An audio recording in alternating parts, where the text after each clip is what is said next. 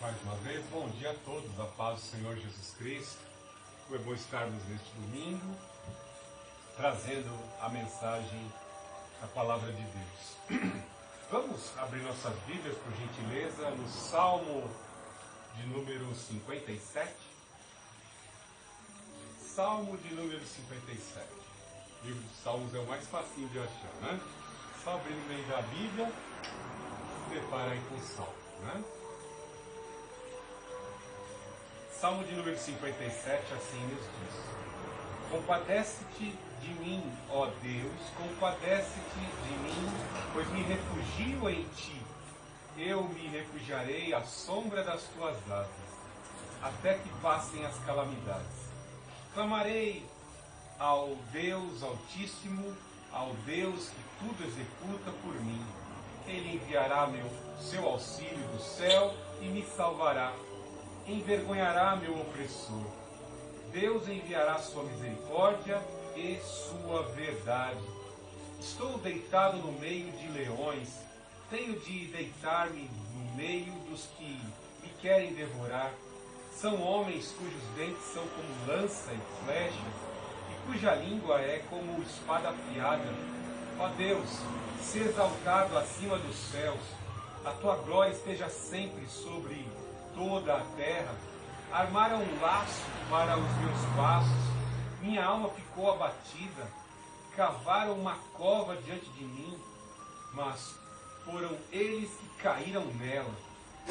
Meu coração está firme, ó Deus, firme está meu coração.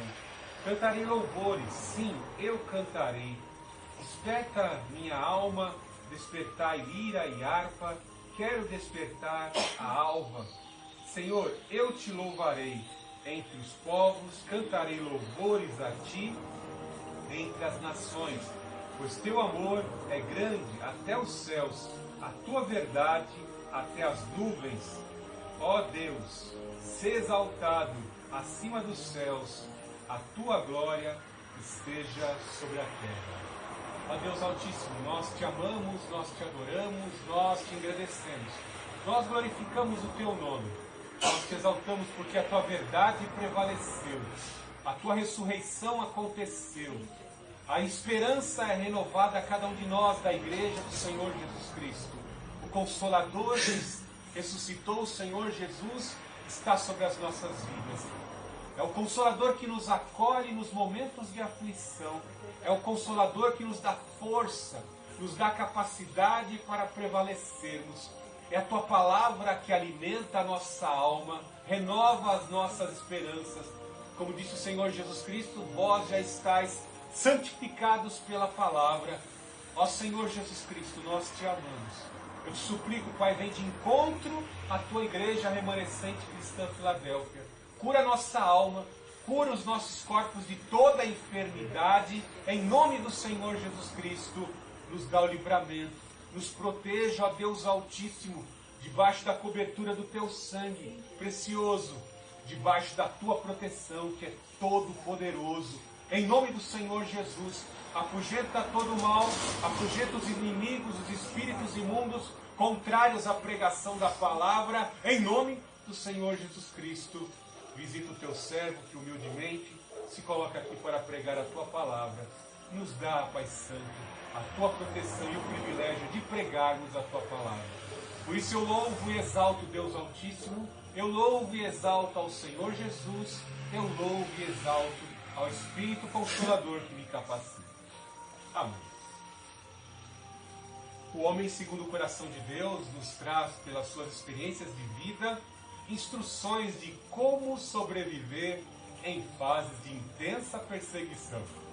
Quando olhamos para os acontecimentos e alguns especialistas em escatologia, ou melhor dizendo, aqueles que assim estão dedicados e empenhados a estudar os acontecimentos, os últimos acontecimentos, e adequar esses acontecimentos às verdades bíblicas, sempre os acontecimentos às verdades bíblicas, nós vemos que estes instrutores nos trazem algumas orientações. Como sobreviver se a igreja tiver que passar pela grande tribulação? Como a igreja deve se portar há momentos que antecedem o grande arrebatamento, quando a igreja será resgatada dessa terra. Mas se a igreja tiver que passar pela tribulação, ou será que a igreja vai ser salva no meio da tribulação? Será que a igreja, assim como o mundo, passará por toda a tribulação e vai ser salva lá no final, com a vinda gloriosa do Senhor Jesus Cristo? São questionamentos que surgem. Mas uma coisa é bem certa, nós vemos homens de Deus que estudam a palavra de Deus, que estão atentos aos acontecimentos, e eles alertam a igreja no como ela deve proceder. Sem santificação ninguém verá a Deus. Obediência quero e não sacrifício. A palavra de Deus nos dá instruções básicas de como devemos nos portar, ciente de que a vinda do Senhor Jesus será inesperada. Nem o dia e hora o Senhor Jesus Cristo não quis ali relatar quando será o dia e hora. Não marcou data, mas detalhou acontecimentos que antecedem a vinda do Senhor Jesus Cristo. Então, com esta breve introdução, você percebeu que nós temos um manual de instrução que vai nos preparar, nos orientar. Nós não estamos desorientados acerca dos momentos difíceis. Ciente de que nós já temos a coroa da vida sobre as nossas cabeças e ninguém pode tirá-la, ninguém pode nos tirar da mão de Deus, nós temos que mantê-la em nossa cabeça. E uma coisa bem certa, quem pode tirar essa coroa da nossa cabeça? Nós mesmos, por blasfemar contra o Espírito Santo, resistir à sua obra, à sua palavra em nossa vida, e permitirmos que agentes do mal possam tirá-la da nossa cabeça.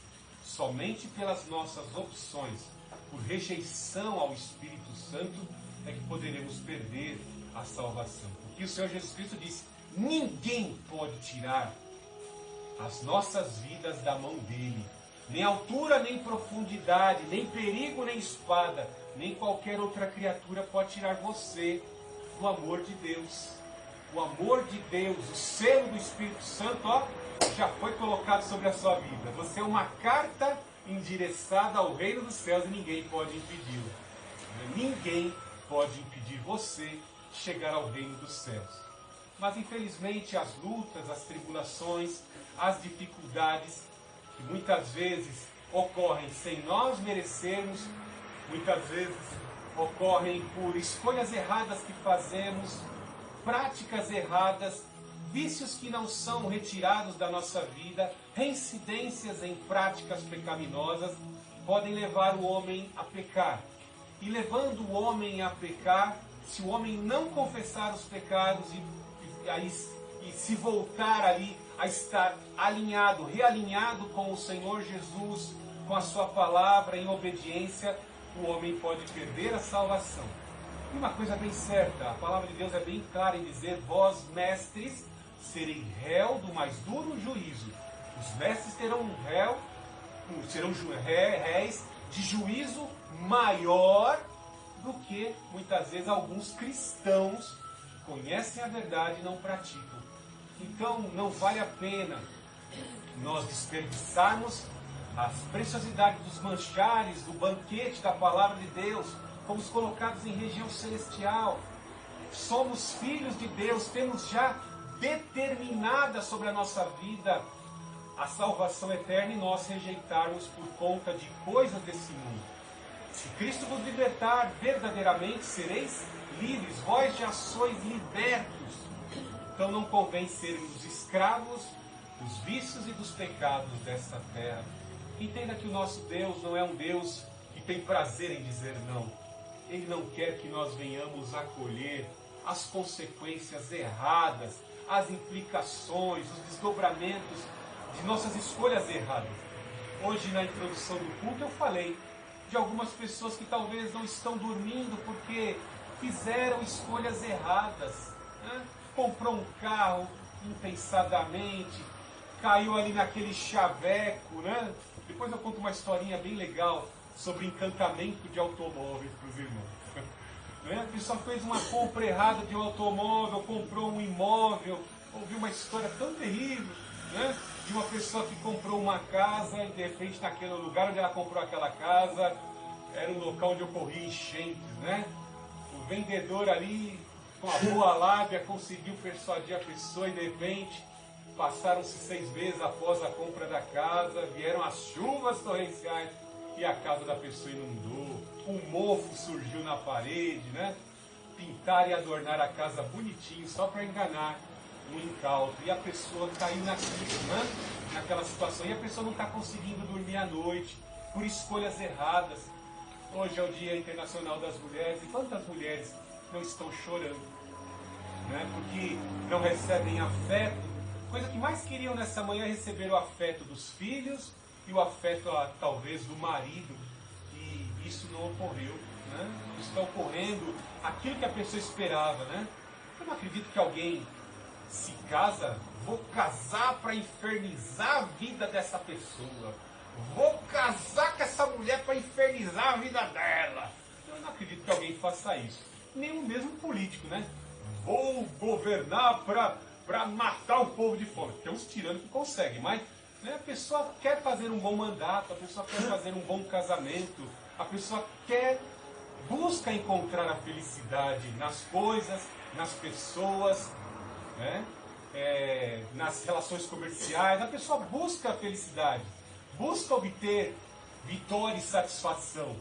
Mas, infelizmente, enganoso é o mundo. Às vezes o amor que você dedica a esse carro, né? Você fica esperando o domingo para pegar o seu carro, lavar, passar aspirador de pó, né? Você investe tanto dinheiro em som no seu carro e fica lustrando, ilustra. Esse carro não vai te voltar o amor que você dá a ele. Os bens materiais não vão te retornar esse amor, essa adoração, né? Por isso que eu citei no início da mensagem hoje, da introdução, né? Que às vezes nós tentarmos criar nessa vida uma provisão que vai nos trazer satisfação, não adianta, né? Você vai ficar velho e às vezes o teu corpo já não tem mais estrutura física, orgânica para talvez desfrutar de tudo aquilo que você está buscando. Eu não quero aqui desmotivar ninguém ao empreendedorismo, em nome de Jesus, em nome do Senhor Jesus, nada disso. Eu quero tentar tirar da sua consciência essa ideia que está surgindo de divinizar, de idolatrar os bens materiais. Eles não te retornam valor. Temos, como disse o salmista Davi, ele foi trabalhado, seu coração, a sua vida foi trabalhada ao longo de toda a sua vida, né?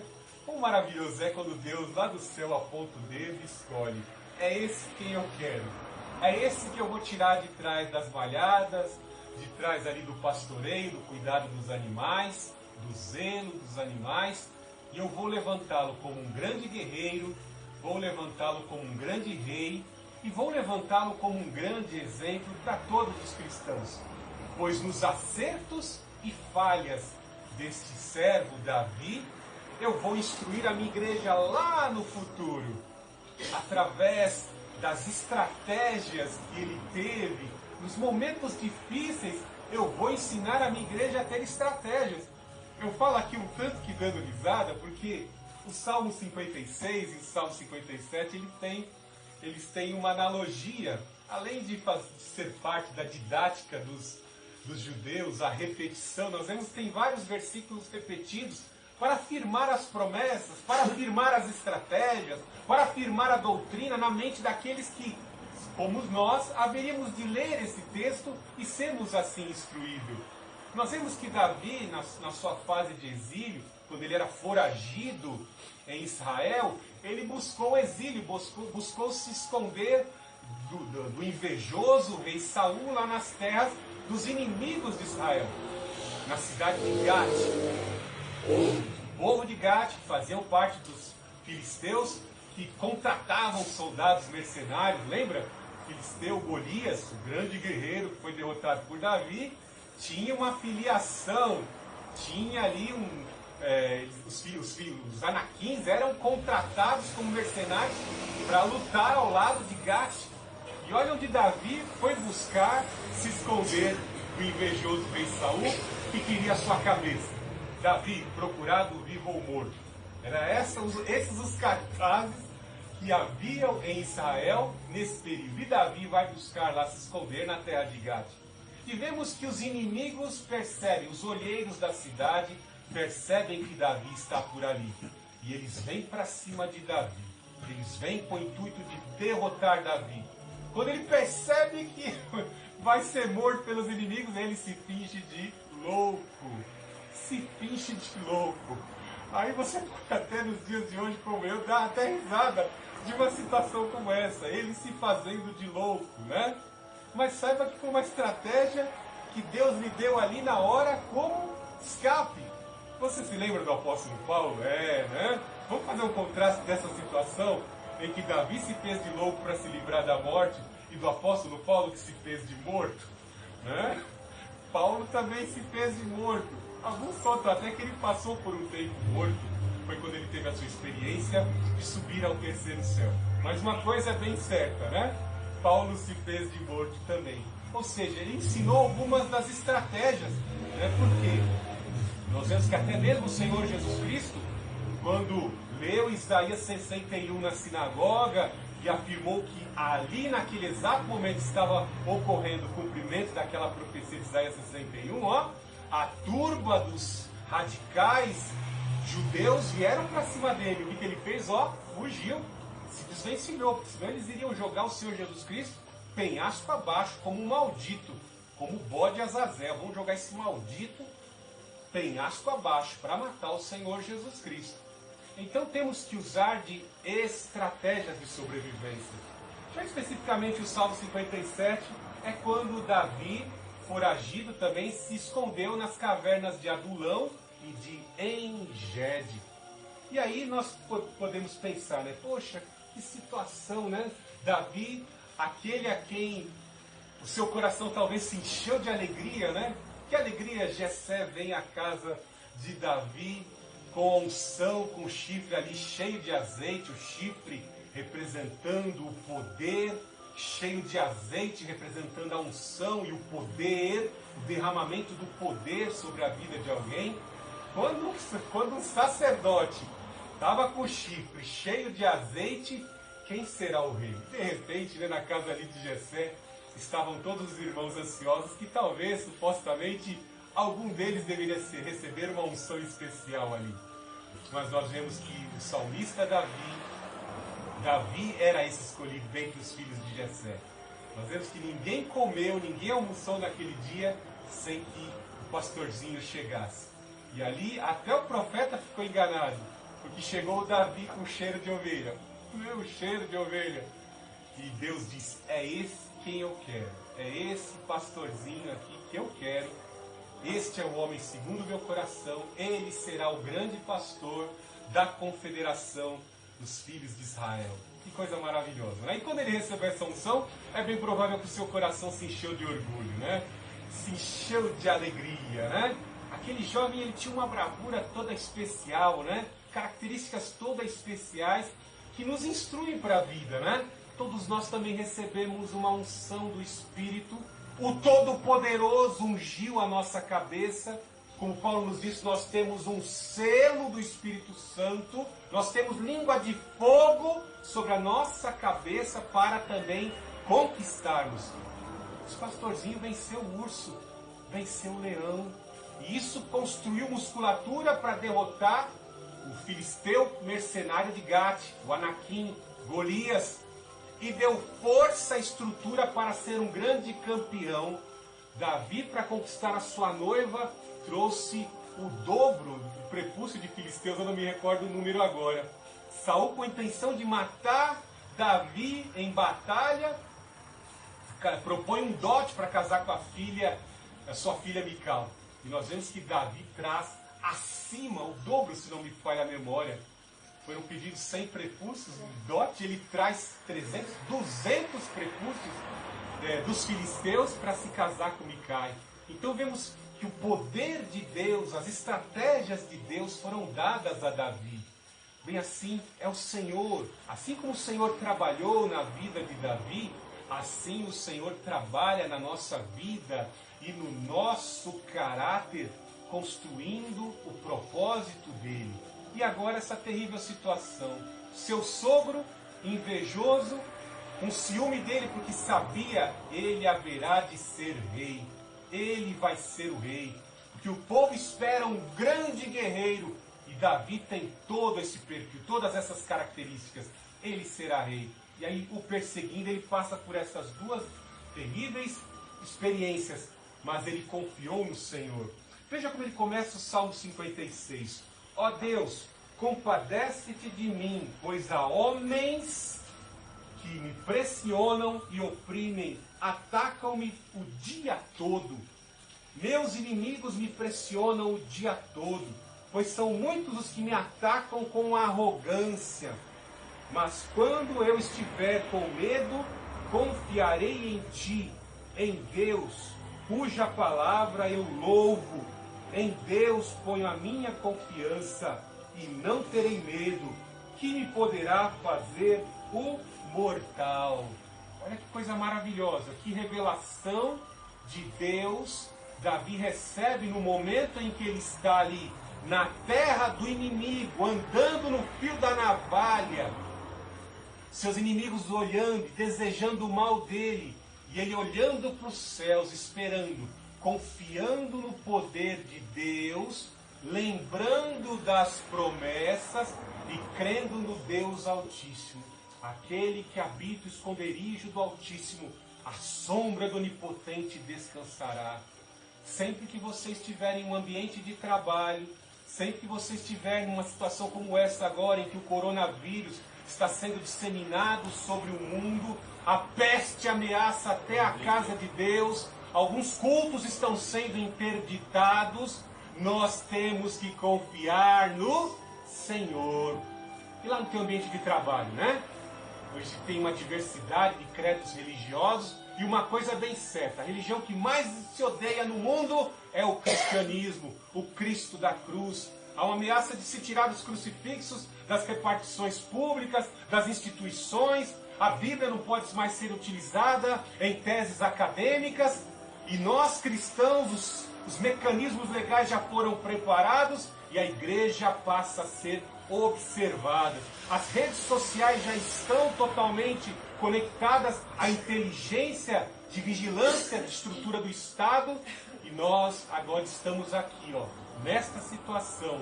Vamos parar de clamar, vamos parar de adorar, vamos calar a nossa boca, vamos deixar de dizer que Jesus Cristo é o Senhor diante dos pecadores, diante daqueles que afirmam que seus deuses e a sua egolatria é que são os que estabelecem direitos e deveres. Vamos permitir isso? Não. Vamos manter a nossa confiança de fé. Quem crer e confessar que Jesus Cristo ressuscitou dentre os mortos, alcançará salvação. E aí? Nós vemos que quando a igreja primitiva estava nos seus primeiros passos, milhares de cristãos foram mortos pelo imperador Nero. Todos os imperadores, até mesmo Domiciano, trucidou milhares de cristãos, esfolou, empalou, ateou fogo nos cristãos. Mas os cristãos continuavam declarando que Jesus Cristo é o Rei, o Senhor, e a salvação e a eternidade estavam em Cristo Jesus. Davi aqui nos mostra, os inimigos me cercam, mas eu continuarei confessando e confiando. Veja que ele fala aqui que poderá fazer o homem mortal. Muitas vezes nós temos medo de pessoas que são mortais, como eu disse, e professam credos até diabólicos, e não tem vergonha de confessarem seus credos diabólicos. Mas Jesus, se aproveitando do Salmo 56, ele fala: tenha medo daquele que pode jogar a alma e o corpo no inferno. Isso é muito importante você entender, que às vezes você teme o sistema, mas não teme aquele que pode destruir todo o sistema e até a tua vida. O temor ao Senhor é o princípio da sabedoria. Teu Deus é poderoso, Ele já mostrou isso lá no Egito, derrotando todos os deuses. E quando foi invocado o Deus da morte para salvar os primogênitos dos egípcios pagãos, o Deus egípcio pagão não pôde fazer nada. Mas o Deus Altíssimo ali guardou quem estava debaixo da proteção do sangue do Cordeiro, prevaleceu. Isso mostra que o nosso Deus tem a vida e a morte em suas mãos. Eu sou o que sou, eu faço o que quero. Justiça há em todas as minhas atitudes, até mesmo na minha vontade permissiva. Assim diz Javé, o Senhor. Nós estamos do lado, alinhados em Cristo Jesus, ao mais poderoso de todos. Maior é o que está em nós do que o que está no mundo. Ah, pastor Fernando, mas eu estou sendo afetado, eu já não estou mais nem dormindo de noite, porque é um sofrimento no meu ambiente de trabalho, é um sofrimento dentro de casa, meus filhos me trazem transtorno, estou sofrendo com meu marido me largou pela amante. O choro pode durar uma noite. Não se esqueça que você entregou essa aflição como salmista. Você entregou essa aflição. Você leu o final do Salmo 57, que a gente acabou de ler? Já mostra a reversão do quadro. Do versículo 6 em diante, aí ó, versículo 6 em diante, armaram um laço para os meus passos. Minha alma ficou abatida, cavaram uma cova diante de mim, mas foram eles que caíram nela. Vai chegar uma hora, num tempo certo da história, que às vezes você está lutando contra você mesmo, às vezes você está lutando contra o problema, tua luta é contra a carne e o sangue, você não entendeu que a luta é espiritual. Vai chegar uma hora que Deus vai fazer essa mesma armadilha que foi tramada para você, os seus inimigos caiam nela. Uma coisa bem certa, você prestou atenção nesse versículo? Satanás, os seus agentes, por meio de palavras, por meio de fotografias, falava isso com o irmão Messias na sexta-feira, por meio de fotografias, palavras, situações do passado, o diabo ele memoriza tudo isso que você fez, o teu passado que te incriminou, às vezes você tem passagem na polícia, já foi incriminado, pegou alguns anos de cadeia, você se arrependeu, o Senhor lança fora todo o pecado no mar do esquecimento e não te lança mais no rosto. Mas os agentes do diabo vão utilizar esses fatores, esses itens contra você e arma uma armadilha para você. Arma uma armadilha com o intuito de te derrotar. Entenda isso, que a verdade prevalecerá. Lembra, vou fazer você lembrar através do exemplo simples, mas que é uma grande vitória.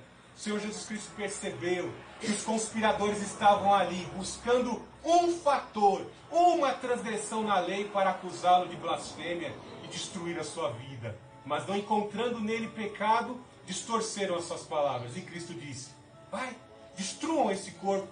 O meu Pai me ressuscitará no terceiro dia. Destrua esse templo, destrua o meu templo, destrua o meu corpo. E o meu Pai vai me resgatar dentre os mortos ao terceiro dia. E o que aconteceu? Ao terceiro dia, Deus honrou a sua palavra. Não se esqueça que as promessas não podem ser impedidas. As palavras não podem ser revogadas. A palavra de Deus vai se cumprir. Ele fez promessa para a primeira mulher, ó, a tua semente vai pisar a cabeça dessa serpente que te enganou. E se cumpriu. Passado anos, o Senhor que vela a sua palavra para cumprir, se cumpriu. Jeremias disse, eu velo a minha palavra para cumprir. Se eu estou te entregando, Jeremias, uma revelação, é porque esta revelação vai se cumprir. Jeremias profetiza, 70 anos serão o ano de cativeiro da nação de Judá sob Babilônia. E o que aconteceu? Passaram-se 70 anos. O príncipe, como foi profetizado por Isaías, o príncipe Ciro, o general Ciro, concede edito de libertação depois de um cativeiro de 70 anos. Irmãos, creiamos na palavra, a Bíblia é profética com ela mesmo. Mantenhamos firme a nossa convicção de fé, porque fiel é aquele que prometeu que vai cuidar de nós, ele cumpre a sua palavra. Davi está agradecido aqui, armaram cova para mim, mas eles mesmos caíram nela. Veja aqui no versículo 5, todos os dias, no 56, 5, todos os dias torcem minhas palavras, só inventam maldade contra mim, ajuntam-se, escondem-se, espiam meus passos, como se estivessem guardando a minha morte. Deixará que eles escapem da sua culpa? Ó Deus, derruba-os na tua ira. Note aqui que às vezes nós estamos sendo oprimidos e não temos condição de contratar um advogado. Que situação, né? Pessoas estão distorcendo a nossa fala, nós abrimos a boca e somos desprezados, nossa voz é desprezada pela maioria, contaminada pelo relativismo moral, né? Vamos calar a boca desses crentes. Olha, dá um ouvido aquele ali na repartição, não, que aquele ali é crente. Ih, cara desprezado. Ah, ele ora antes de comer. Vai almoçar, ele ora. Hein? Vamos deixar ele de fora. Não chama não, ele é muito chato. Né? E às vezes a gente vai se sentindo, ó, isolado. Vão jogando a gente, ó, pro banco de reserva. Nós nunca entramos no jogo porque eles vão jogando a gente para escanteio. Veja o advogado a que ele recolhe. Deixarás que eles escapem da sua culpa? Ó Deus, derruba os povos na tua ira. Algo interessante que essa revelação vai mostrando que o seu vindicador é o Deus Altíssimo. O mesmo termo usado aqui, ó Deus, é Javé. O Deus que Jó invocou. O meu Redentor vive.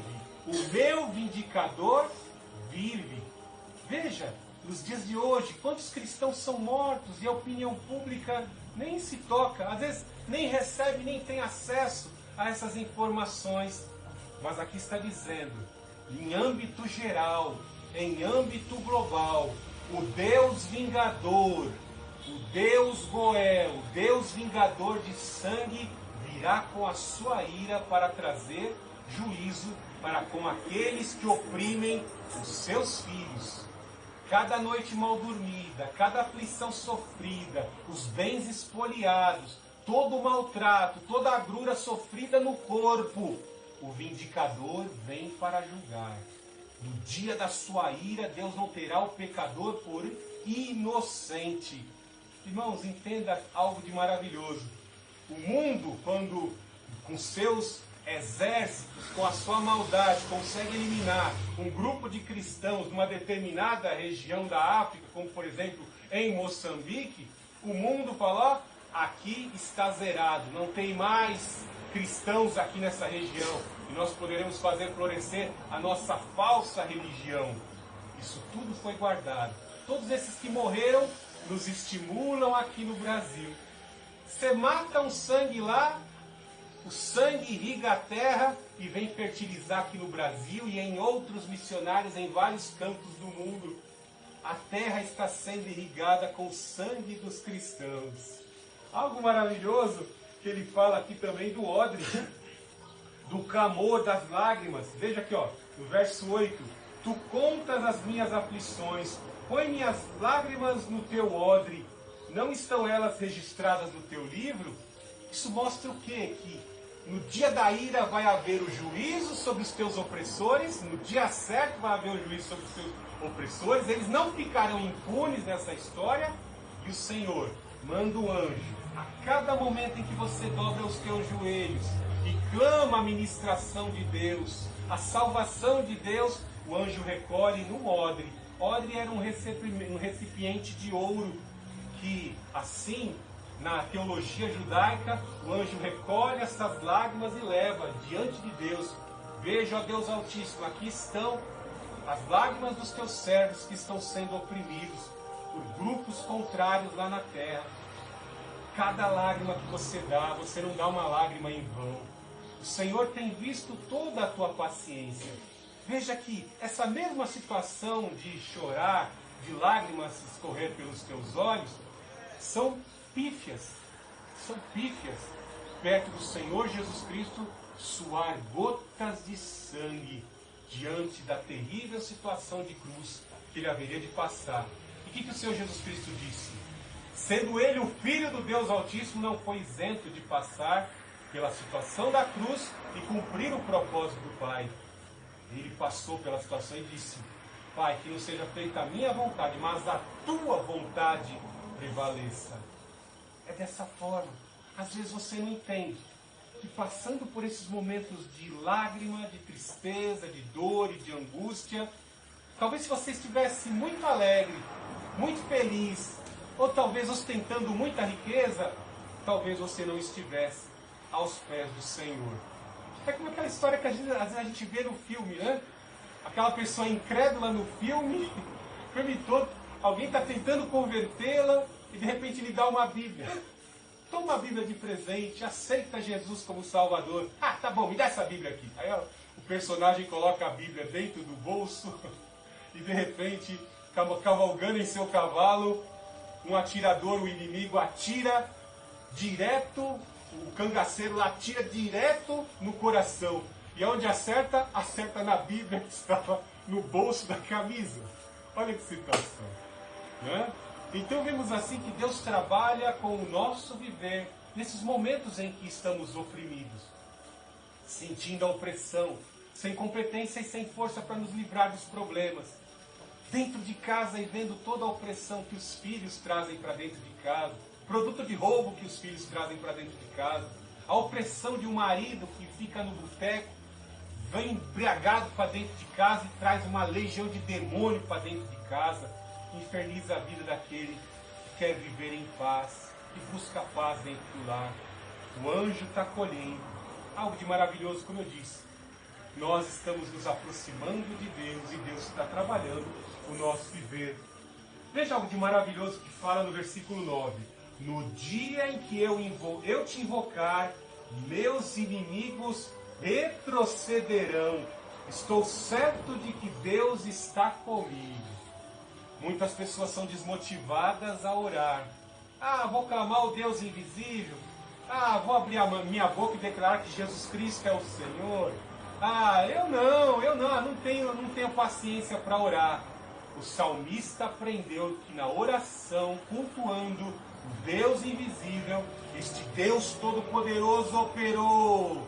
E os inimigos retrocederam. E os inimigos de Gate, os espiões, os olheiros, que queriam a sua morte, foram derrotados. Foram derrotados. Então confie. Deus está no controle dessa situação. Você está clamando, mas continue clamando. Continue se lembrando das passagens. O Deus que eu sirvo é o mesmo Deus que operou na fornalha, quando Ananias, Azarias e Misael foram lá libertos. O Deus que eu sirvo ressuscitou o Senhor Jesus dentre os mortos. O Deus que eu sirvo fez milagres poderosos, abriu o mar de juncos e o povo foi salvo de ser trucidado pelo exército egípcio. São diversos os milagres, são diversas as situações. Mas, pastor Fernando, eu tenho uma batalha terrível pela frente. O Deus que te cuida, o Deus que está contigo, é o mesmo Deus de Débora. Débora teve a visão, ela viu o anjo do Senhor, recebeu a revelação, revelou para o Baraque, e o Baraque em dúvida no poder da palavra de Deus, das promessas de Deus. Deus estava entregando a revelação e a promessa. Eu vou salvar vocês do invasor de Cícera. Eu vou salvar. Marchem para Megido. Aí o Baraque ainda continua em dúvida. Vai salvar mesmo? Vou testar a profetisa para ver se ela fala a verdade. Então você vai junto, Débora, já que a revelação é verdadeira? Você vai junto com a gente? E a Débora, eu vou adiante de você. Por quê? Ela estava confiante. Débora estava vendo à frente do exército, sem armamento, com um pedaço de pau na mão. O exército de Israel era um pedaço de pau, cabo de enxada, cabo de vassoura, né? Indo para Megido para enfrentar os carros de ferro de Cícera. Ela ali confiante porque viu o anjo do Senhor com espada desembainhada. O anjo da guerra, o Senhor Jesus Cristo, à frente. E isso estimulava ela. E os homens tremendo de medo. Mas o nosso Deus fez chover. E uma chuva fez um ribeiro transbordar. Desde quando você já viu isso na sua vida, né? Os carros de ferro ficaram atolados na lama. E Israel venceu pelo poder do Senhor. Por que Deus faz isso? Porque Deus nos humilha nesses momentos em que estamos ali oprimidos nas lágrimas. Por que Deus faz isso? Deus requer de nós humilhação.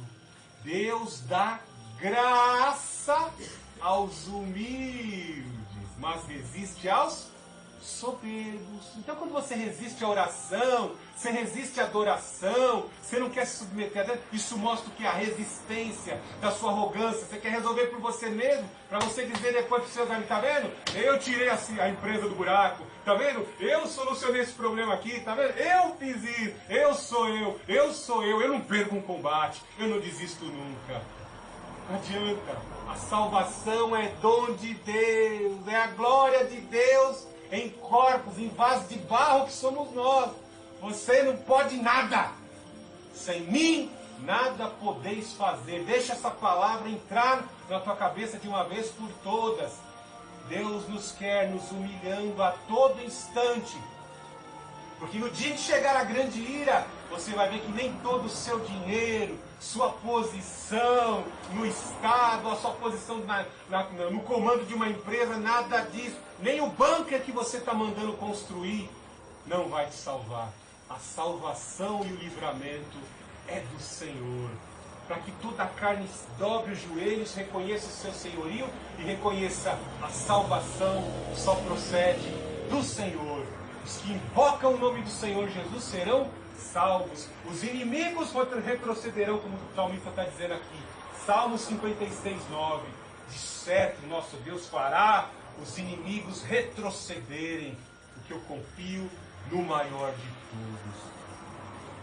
Quando estamos nos momentos aflitos, a gente costuma invocar o nome do Senhor, não é mesmo? A gente invoca, Senhor, eu faço promessa, eu faço voto. Cuidado, Deus está levando a sério o que você está dizendo. Às vezes você fez um voto lá atrás, Deus te deu a vitória e você se esqueceu de cumprir o voto. Está em tempo que você cumpriu. Deus levou a sério. Nós passaremos pelo tribunal de Cristo para prestar conta de toda palavra que sai da nossa boca. Veja que o salmista está dizendo, o meu coração, no 57, 7, meu coração está firme, Deus, ó Deus, firme está o meu coração. Cantarei louvores, sim, eu cantarei. Desperta a minha alma, despertai lira e harpa, quero despertar a alva. Senhor, eu te louvarei entre os povos, cantarei louvores a ti entre as nações, pois o teu amor é grande até os céus e a tua verdade até as nuvens. Ó Deus, se exaltado acima dos céus, da tua glória esteja sobre a terra. Notou? Que o salmista está fazendo uma espécie de voto, de assim propagar, proclamar o grande livramento, as salvações que foram concedidas, os livramentos que foram concedidos à sua vida ao longo da história. Irmãos, toma isso como orientação para a tua vida. Quando você estiver ali aflito, clamando, lembre-se desta palavra. O Senhor me faz lembrar aqui que eu não citei na mensagem. No começo do capítulo 57, ele fala que se refugia debaixo da sombra das asas do Senhor. Aquele que habita no esconderijo do Altíssimo, a sombra do Onipotente, descansará. Quando nós estamos em clamor, em súplica, buscando no Senhor, nós estamos debaixo da proteção do Altíssimo. Assim como naquela Páscoa, 14 de Nissan, lá em 1445 a.C., o povo foi salvo da morte e da destruição, porque estavam sob a cobertura do sangue do Cordeiro. Eles foram salvos. O salmista se refugia na palavra do Deus Altíssimo. Ele cuida de nós. Ele cuida de nós. Cumpra os seus votos. Se você assim está nesse momento de angústia, esperando, aguardando o livramento do Senhor, no seu devido tempo, Ele te exaltará. Ele vai te reerguer. Você verá com os teus olhos aqueles que tramam contra você reconhecer que o Deus que você serve, que você é uma pessoa de Deus. Como os inimigos de Isaac reconheceram, você é filho do Deus Altíssimo. Ele cuida de você. Nós por inveja tramamos contra você, mas não podemos contra você, porque o teu Deus é sobre a tua vida. O teu Deus vai te exaltar. Continue crente. Continue crente temente. Continue um crente que obedece ao Senhor. Obedeça a palavra. Não esmoreça na prática da obediência, na prática das boas obras. O Senhor tem um propósito na sua vida e Ele ainda não rasgou o projeto da sua vida. Ele já sabe como é que vai ser o último estágio da tua história. Ele já sabe. Ele vai cuidar de você. Continue como salmista, exaltando o Deus que ouve a sua oração e que te guarda de toda a contaminação do mal. Que Deus, o Deus Altíssimo, abençoe grandemente a tua vida, em nome do Senhor Jesus, pela graça do Consolador.